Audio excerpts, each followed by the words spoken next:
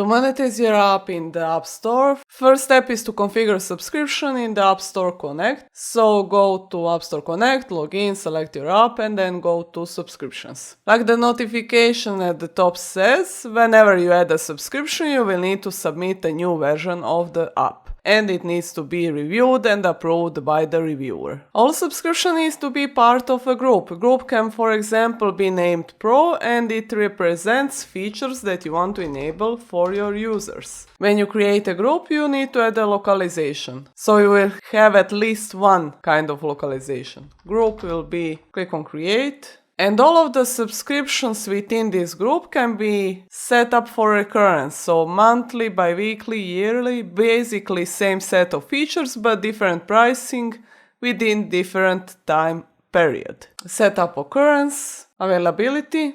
For example, if you want it available in all countries, select all. Subscription pricing, select your currency, mine is euro, and select any of the prices and confirm. Again, you need to add a localization. Select the name of your group, so it can be Pro Monthly. And then in the description, for example, no ads, no limits, something like that. I believe this is displayed to the user. Tax category, I leave it as is. And this is important. So before the in-app review, you need to fill the reviewer information. Reviewer will deny your subscription if it doesn't contain the review notes. So how does he get to this subscription? How does it open? And how does the paywall screen look like? So you need to post a screenshot over here. It looks like this is optional, but it is not optional. You will get denied. If you filled everything, you will not see this message, missing metadata.